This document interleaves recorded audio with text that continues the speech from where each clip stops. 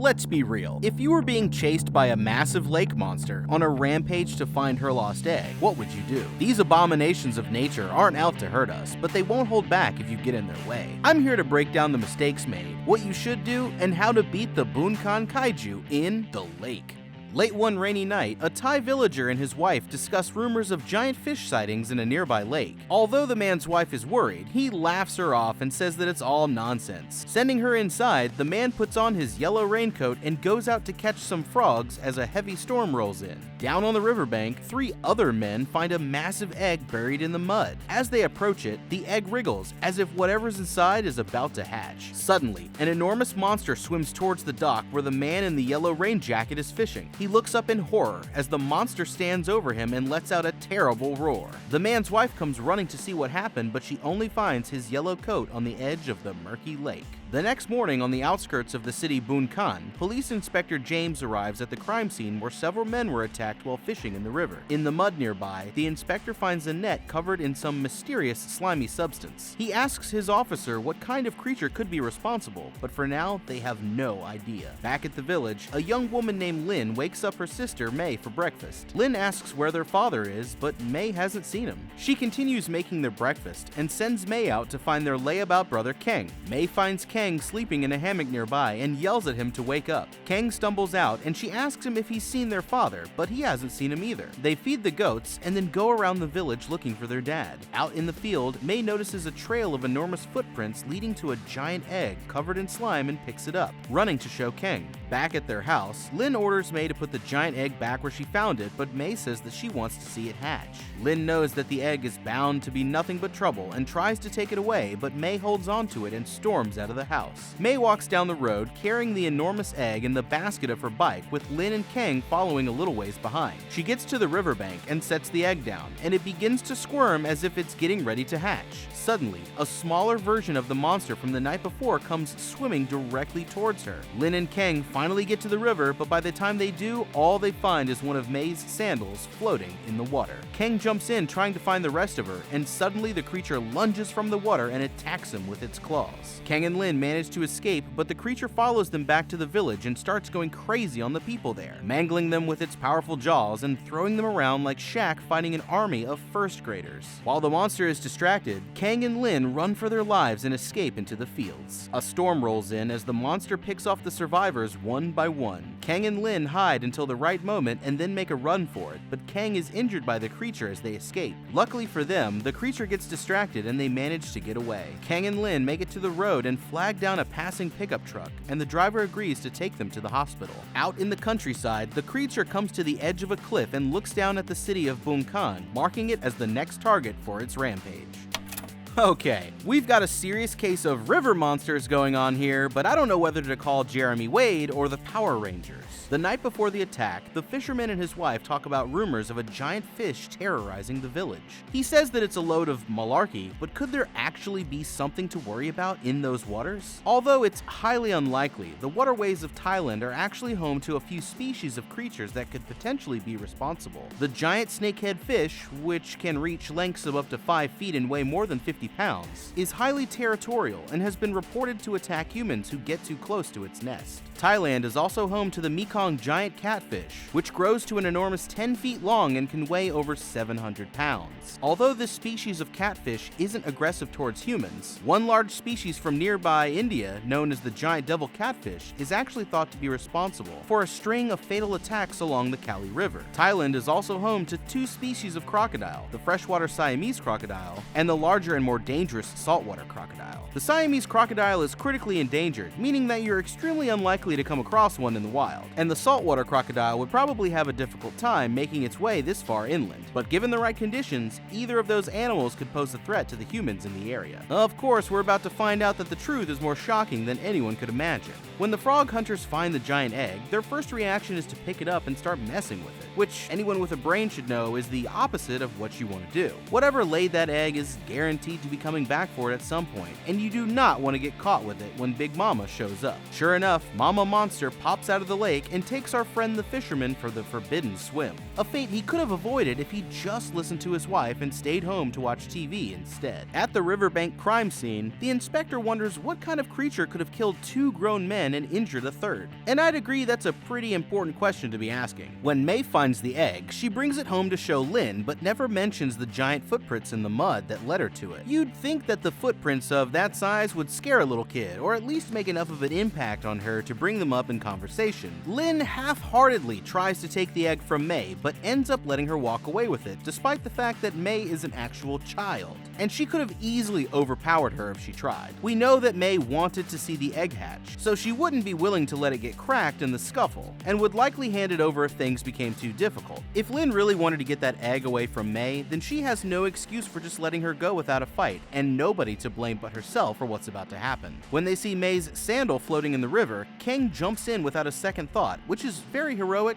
and also very stupid if you have any common sense. He doesn't even look around first to make sure that there's anything left of May to rescue, and diving into the river is a great way to end up getting attacked by whatever might be out there, which, wouldn't you know it, is exactly what ends up happening. Big surprise, right? Well, maybe for Kang. What's even more surprising is that he's even able to get away, especially considering he's several beers deep this early in the afternoon. Unluckily for his neighbors, Kang leads the monster right back to his village, and the first rampage begins. If Kang and Lin had any brains, they should have run away from the village, instead of setting the place up for a massacre. Kang should have ran into the countryside and tried to lose the monster out there. That way, he'd actually still have a village to go back to if he did manage to get away. Instead of fleeing in terror, the people of the village should have banded together and fought back against the monster with anything they had available. Farm tools have made great improvised monster hunting weapons throughout history, and although this monster is intimidating, an organized group of armed townsfolk could have most likely taken it down. If you don't want to go the route of direct confrontation with the beast, you could easily release the goats and hope that it goes after them instead.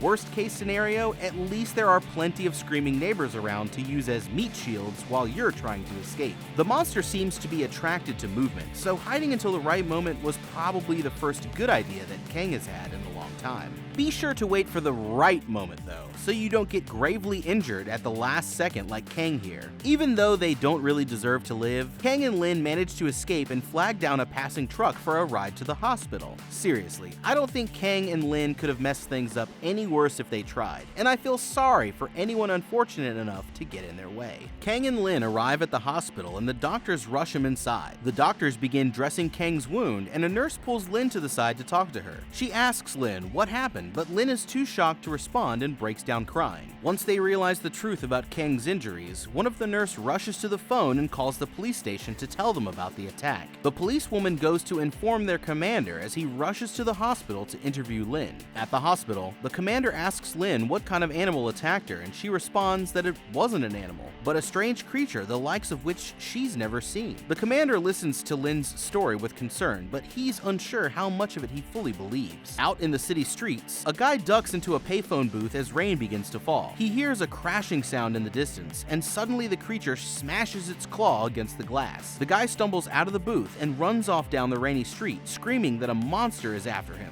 Meanwhile, the inspector drives through the streets listening to a news report on the radio about severe thunderstorms that has been impacting the area. He stops at a coffee shop and goes to visit the grave of his deceased wife. Suddenly, he's interrupted by an urgent phone call and says he'll be there in a minute before saying his goodbyes to his wife and leaving to respond to the emergency. The inspector arrives at the crime scene, and Officer Witt gives him a rundown of what happened. He tells him that several witnesses said that a monster taller than a human with the body of a fish, crocodile-like skin, and a long snake tail was responsible for the massacre. The officers scour the scene for evidence and show the inspector one of the creature's massive footprints in the mud. He asks if they've called the forensics team, but Officer Witt mentions that none of their phones have signal. They look over one of the bodies, and the inspector is shocked by the terrifying bite marks. Meanwhile, elsewhere in the city, the monster shows up again and begins attacking people stuck in traffic on the road. The inspector and Officer Witt sit in a restaurant discussing what kind of animal could be responsible for the attacks, but can't come up with a logical explanation. Just then, they get the call that the monster was spotted at a construction site attacking workers there, and the inspector and Officer Witt rush to the scene. By the time they get there, the damage is already done. Paramedics are loading the bodies of the victims into ambulances, and cars sit totally destroyed in the road. They meet with the commander and his officers to map out the recent string of attacks and try to come up with a battle plan. Based on the locations of the creature's previous appearances, the inspector points out that it must be traveling by the river and coming out to hunt. The commander marks 2 areas that he thinks are the most likely spots for the next attack, and orders his officers to split into 2 teams, holding each area and calling for backup immediately if they noticed anything suspicious. On his way out of the station, Officer Fawn tells the inspector that the school director called about his teenage daughter, Pam. He goes to the director's office to pick her up, but when he gets there, she doesn't look happy to see him. Driving home, he says that he's upset with her recent string of bad behavior, and asks if it's because of her mother's death, but she tells him that he wouldn't understand. He decides to make Pam spend the rest of the day at work with him, and the 2 of them get in the police truck with Officer Witt. The inspector asks Pam again what's been on her mind, and she tells him that she's upset because she's breaking up with her boyfriend. Lynn sits behind Kang's hospital bed and tells him that she's sorry, feeling like the whole situation is her fault. Kang lies there dreaming and sees visions of May floating in the water surrounded by flames and the monster roaring over her. Suddenly, he wakes up from his coma and Lynn rushes to get the doctor. The nurses take Kang's blood samples and leave to go help the other patients, and 2 concerned researchers ask Lynn if she can tell them what happened, but she doubts that they'll even believe her since the police and the doctors haven't so far. Kang sits in the wheelchair staring out the window as heavy rain falls outside. He gets up and goes to the bathroom and touches his wound, realizing that it's all slimy. His sight begins to blur and he has a flashback to the attack before seeing a vision of May hiding from the monster in the fields. He runs back up to the room and rummages around in a hurry until he finds a pen and paper. Unable to speak, he writes down the message, "I know where it is." Lynn and Kang escape from the hospital and race through the streets until they find the police commander. She hands him the message and says that she thinks that her brother knows where the monster is. The commander organizes his officers and the local civilians into an impromptu militia, complete with pitchforks and other improvised weaponry, and they follow Kang as he leads them to the creature. Kang follows his visions until they lead him to an abandoned shack, and he points inside, indicating to the commander and his posse that the creature is hiding within. Kang steps back, and one of the angry mob throws an improvised explosive into the shack, wounding the creature. Another guy hurls an entire propane tank in there, and it goes off with an even bigger explosion, but the creature only roars in anger. Suddenly, the creature bursts from the smoke and begins attacking the militia. They strike back at it with their tools, and as they wound it, Kang begins to suffer the same injuries. The citizens surround the creature and beat it with their farming tools until the commander calls out that it's wounded and gives the order to deploy the tactical net. They trap the creature and continue prodding it with their weapons, but Lin runs up to stop them, saying that if they kill the creature, then they'll kill Kang too. Unconvinced, an officer stabs the monster and Kang falls to his knees. The commander gets a call that he's needed at the police station and orders his officers to keep the creature in the back of the truck and not to harm it until he returns.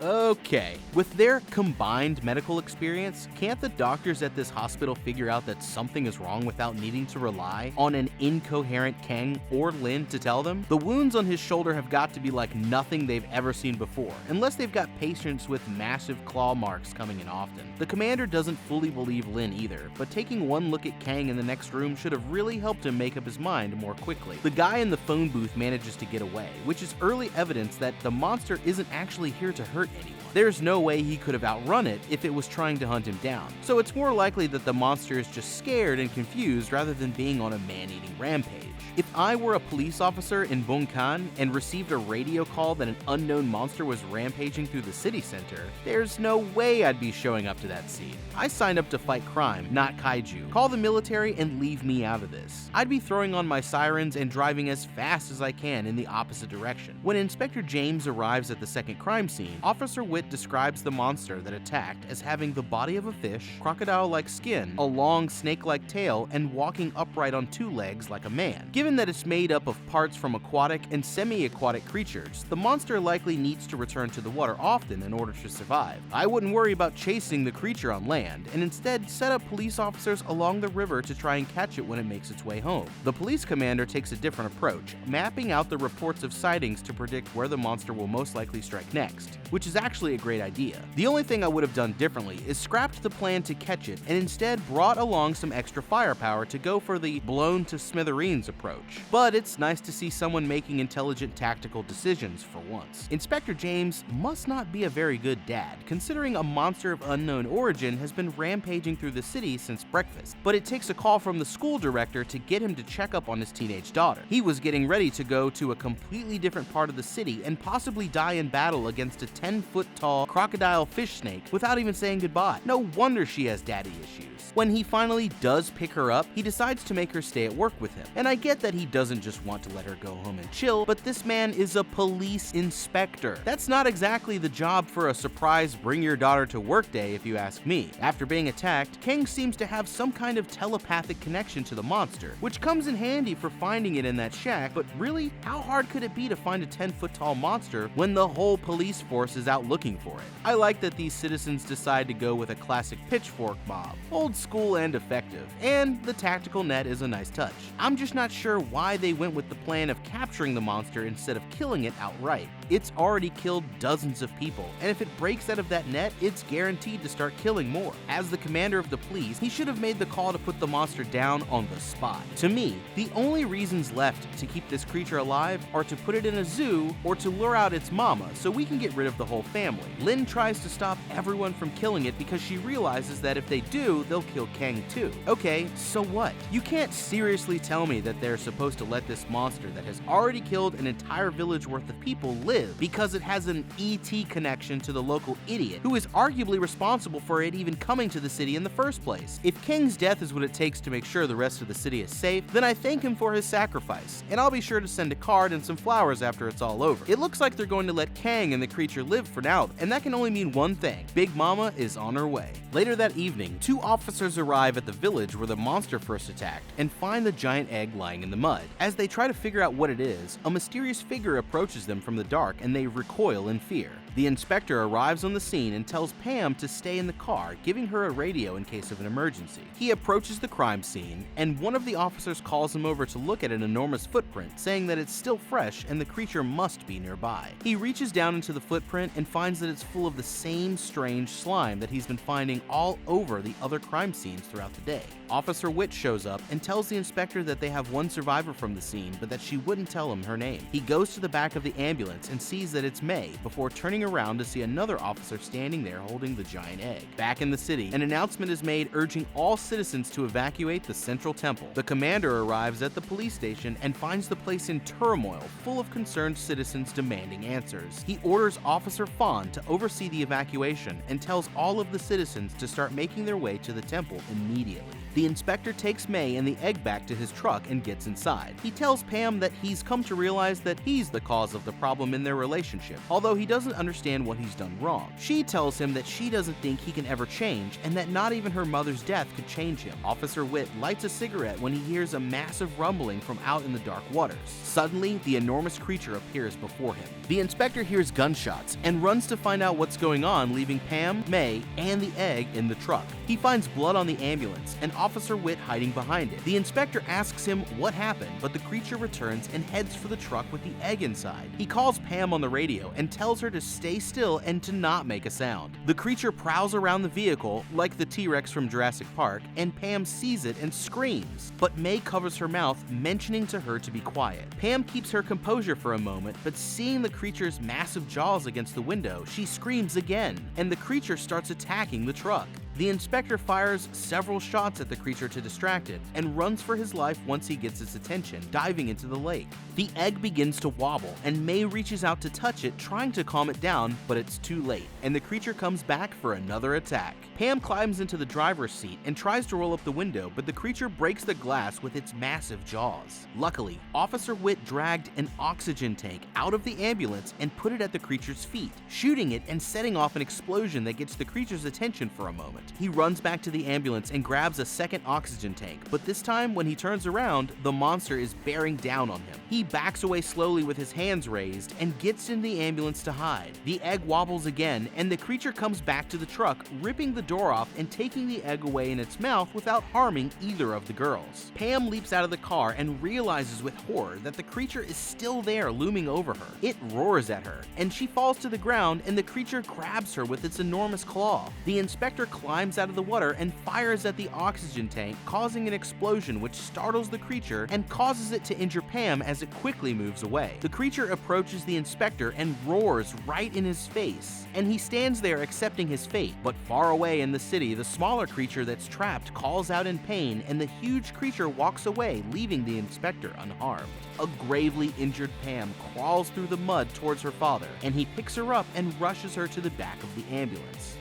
Okay, I guess bringing your daughter with you to hunt down a rampaging monster isn't the best idea after all. Who would have guessed? It's time to really assess the problem here, Inspector James. My first question actually goes out to the officers, but don't worry, James, we'll get to you in a minute. Guys, help me understand, why is everyone's first reaction when they find a giant slimy dinosaur egg to pick it up and start messing with it? Just leave it alone. Walk away. What the hell do you think is going to happen when you start playing hot potato with a damn Godzilla baby? The mom is going to stomp you out and leave you flat in a muddy footprint like a cartoon character that just got an anvil dropped on his head. Which brings me back around to Inspector James and his not-so-model parenting skills. I mentioned this before, but it still baffles me that he would bring his daughter to the scene of an actual kaiju attack. Even if Inspector James genuinely believed that the monster was gone and there was no threat to her safety, did he really want his troubled teenage daughter, who is still traumatized by the recent death of her mom, to potentially be seeing mangled bodies at a crime scene? That's not going to be good for her mental health. Maybe she did just need to go home and chill, watch some TV and read a book, whatever she likes to do to get her mind off of things. Don't be dragging her around having awkward conversations in front of your co-workers and strange orphan children with monster eggs. Pam's probably right about him being the problem and it being a waste of time to try and change him. So Inspector James hears gunshots and decides to leave his unarmed teenage daughter behind in a truck with a strange kid and a giant monster egg. I think everyone but him knew what was about to happen next. Big Mama shows up and does the thing from Jurassic Park, so they should be fine as long as they don't try to hide in any nearby porta potties. The difference here is that the monster doesn't seem to want to harm anyone and is clearly there to get its egg back. Instead of telling his daughter to stay in the truck with the egg, which is the worst thing to do, how about either she or the egg just gets out of the car, open the door, push the egg out, and hopefully the monster takes it and goes away. Alternatively, wait for the right moment and make a break for it. Leave the egg in the car, the monster goes for the egg, and you get away. Problem solved. Speaking of the right moment, that would have been when Inspector James here took a couple of pot shots at the monster and caused a distraction. Instead of taking that opportunity to escape, Pam just sits there in the truck, and our Dad of the Year runs away and jumps into the lake. How heroic. Hey Inspector, newsflash, the monster lives in the lake. Maybe he was trying to lure it into chasing after him, but it doesn't fall for it, and now his daughter is still in danger, and his socks are all wet. Things keep going from bad to worse as long as this guy's in charge, and it's about to go from comical to tragic.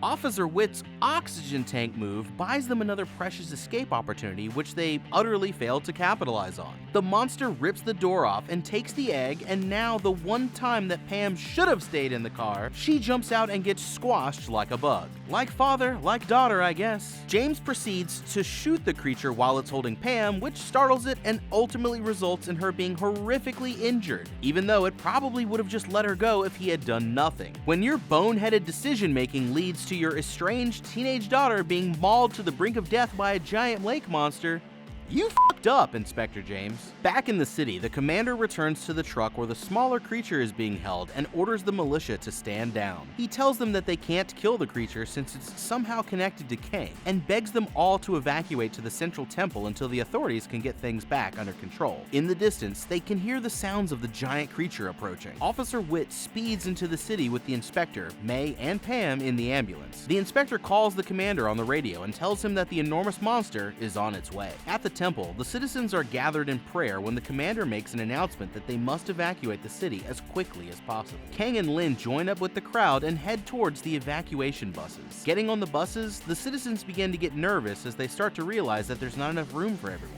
A crowd still surrounds the smaller creature in the truck, calling for its death, and the creature cries out to its mama for help. Speeding through the city streets, the inspector asks his daughter how she's feeling, and she says that she's cold. He takes off his jacket to warm her up, but things aren't looking good for her. They share a moment, and he tells her that he'll never leave her again. The inspector tells Pam to hang in there and gives her his necklace, begging her to hold on. But she takes his hand and dies in his arms. Stricken with grief, the inspector cries over his daughter's body, unable to process the horrific loss. The evacuation convoy ends up stuck in traffic, and people begin getting out of their cars to walk. Since the buses can't move, the people on board are forced to disembark and walk out. Suddenly, the huge monster appears at the end of the street, and everyone starts to run for their lives. The creature walks into the crowd but doesn't attack anyone, instead looking inside all of the cars for its baby. The inspector sees the monster and stares it down, most likely thinking of a way to kill it and get his revenge. But he's distracted when he hears a little girl screaming for help behind him. He picks her up and runs away with the crowd. The creature peers in at a bus full of people but leaves them unharmed, and the researchers from the hospital realize that it isn't there to hurt them. They run to the nearest police officer and ask to speak to the commander, saying that they've figured out why the monster is there. They tell the commander that the creature is using sonar to find its baby, and he orders his men to clear away from the truck where they have it trapped immediately. Lin boards a bus and turns around for Kang, but he stays behind and begins to walk back towards the creature in the truck.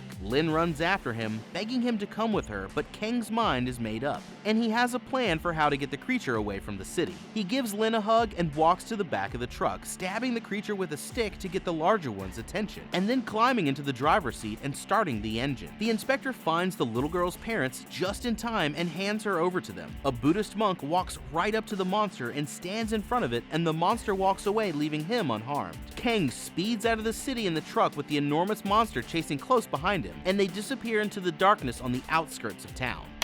Okay, somehow we're back on this whole "you can't kill the monster because it's connected to Kang" argument, which is just ridiculous to me. Of course you can kill it, and if Kang dies, he dies. Serves him right for leading it into the city in the first place. The real reason to not kill it now is because the big one is on its way, and you can use the baby to lure it into a trap. Before we get to that though, here's a little tip about evacuations. If you haven't realized it by now, the roads out of the city are already going to be clogged with heavy traffic, so getting on a bus is not going to be your best idea. Instead, I would have tried to steal a motorcycle or even just a regular old pedal bike and made my escape on that. People always end up getting out of their cars and walking down the highway in these situations, and that's usually when the big monster strikes, so it'd be wise to plan ahead for that scenario. We know that the monster is going to be coming for its baby. I don't need researchers to tell me that like the commander here. I just know because that's what monsters do. Now, you're going to need a Megazord if you want to fight this thing fair and square, which is why I plan on fighting dirty. We've got the baby, and we've got high explosives, and therein lies our solution. To kill the big monster, we will use a big boom. I would pack that little truck with every volatile substance in the city and wait for the big mama to come for the little mutant. Then I'd detonate it and send pieces of them flying so high into the sky that they'd land back in the lake where they came from. Kang's plan to lure the monster away isn't bad, and it's nice to see him doing something useful for once. But his problem is that his plan leaves the monsters alive, and there's just no reason for that. I get that it doesn't want to hurt anyone, but it already has, so kill it. Like it or not, that's how we as a species got to the top of the food chain. Not by trying to understand lake monsters, but by killing them before they kill us. With Kang's plan, the monster is still out there and still a possible threat. Plus, the families of those who were killed get no revenge. I don't like it, but it looks like that's the plan they're going with, so we'll have to see how it all plays out. The next morning, Lin and Mei are reunited and cry with joy that they found each other alive. The local media holds a press meeting with the police department to discuss the details of the incident the night before. They ask about the creature, but a government official tells them that the clips they've seen online were from a movie shoot, and that no such creature exists in real life, covering the whole thing up. The commander tells the inspector that they need to keep the true story a secret for now, and he turns in his badge, retiring from the police force. The retired inspector visits the grave of his wife and daughter, while back at their village, Lin and Mei look out solemnly onto the lake. Far away on an empty beach, the truck that Kang was driving sits abandoned with the creature's massive footprints leading down into the river. 5 years later, the retired inspector visits a Buddhist temple to talk about his past. It turns out that he's been following Mei since the day of the attacks, partly looking out for her and partly hoping for more answers about the creature. He tells the monk that he's come to seek his advice because he saw the people of Mei's village performing a strange ritual that he didn't understand. One night while watching Mei, he saw the people from her village placing candles on paper boats and sending them out into the lake. The enormous monster came back, and Mei fed it a goat, communicating with it as if they were friends. The inspector followed her to the goat pen and demanded that she call the creature out again so that he could take his revenge. Suddenly, a smaller creature leapt from the top of the barn and tackled him into the mud. The inspector got the creature off of him by burning it with a flare, and May told the creature to run, but as it did, the inspector set off 2 explosive traps that he had rigged, gravely injuring it. Pulling out his pistol, the inspector got ready to shoot the creature, but May ran up and stopped him just as the enormous mother emerged from the lake behind him, confronting him, but once again refusing to attack. Unable to take his revenge, the inspector sat down by the riverside ready to give up all hope, but stopped when he heard the voice of his daughter, deciding to let go of his anger and to try and understand the creature so that he could find inner peace.